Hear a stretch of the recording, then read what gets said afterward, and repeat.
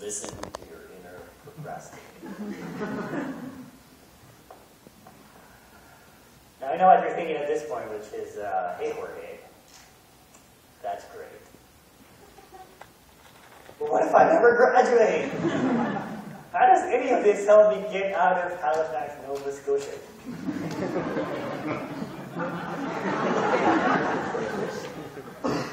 Well, fortunately, there is hope. There is something that applies to everybody, which is that there are other terms in the equation. So as small as this bottom term here may get for you, inevitably this upper term up here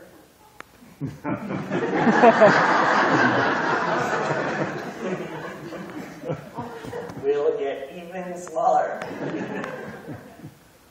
And here we'll try to make a joke about L'Hopital's rule. Math majors would get that.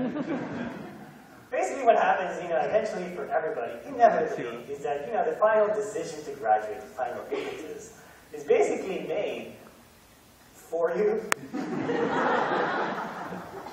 Inevitably what happens is you'll run out of time, you'll run out of money, or your family will be expecting a baby, and so you have to take a job somewhere, or your significant other takes a job in another city, and so all of a sudden you will be faced with a deadline you will not want to miss.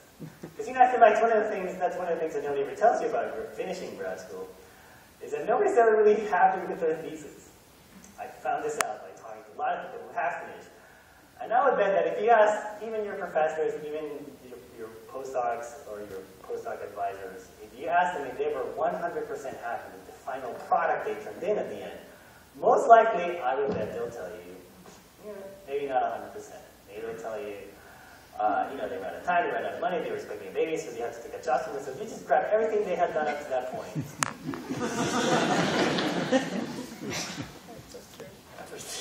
You should. Slapped it all together into this one document. Checked that all the margins were the right.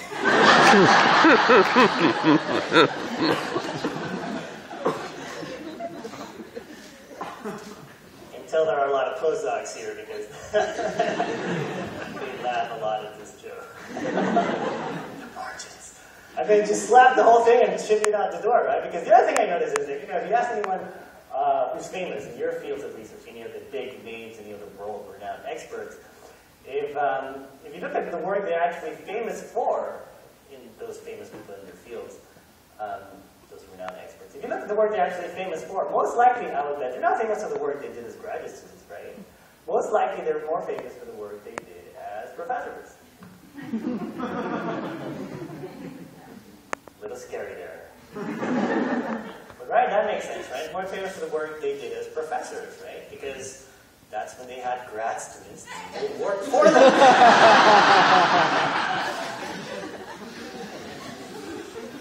So you realize all these things at some point, and you ramp up the motivation, trying to maybe get to the point where you defend your thesis, or at least write the outline for your thesis. But then it gets a little bit bumpy, which I don't have time to cover here today. I'll leave that for my future work.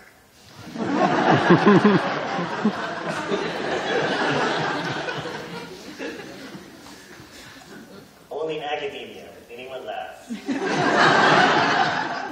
That joke.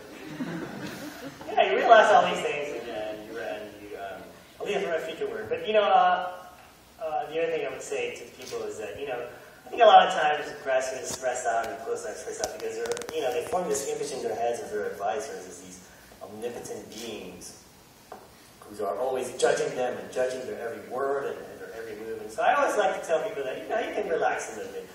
You're a professor, well, probably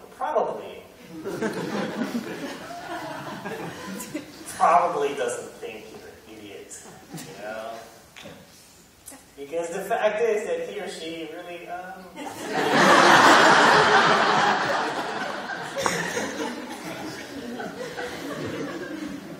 he doesn't think about you that much. So just to wrap up here, I feel like I have to end my talks with this slide because, I do these talks and I write these comics, and I think people see kind of a cynical side to all that humor I try to create. And so they see it as kind of cynical. So they always ask me, like, hey, Jorge, do you wish you had never gone to grad school, or do you wish you had quit grad school earlier? You know, I always tell people that, no, I'm really glad that I went to grad school. I'm really glad that I stuck with it and was able to finish the degree. Because, you know, I feel like the whole process really gives you a lot of skills, transferable skills that will help you not just in academia, but beyond into whatever career you guys end up pursuing for yourselves. You know, so here's a list of the most important things I learned in grad school, starting, first of all, with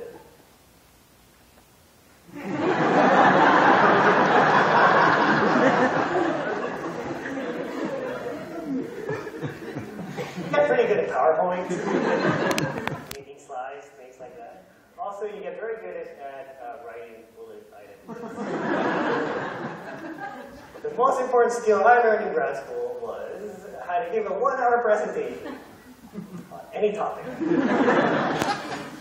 Even procrastination.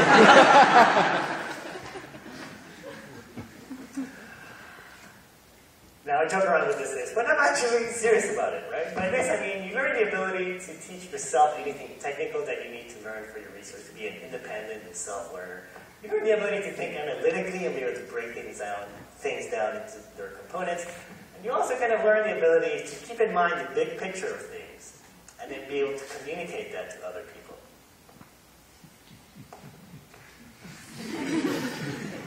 Now, everyone's really angry at me. Like, no, you put a moral to the story. Hey, no. So I'll leave you guys with the words of Mike Slackernerney, who said, grad school is a state of mind. And which state would that be? Preferably sleeping. Which you're interrupting, now go away.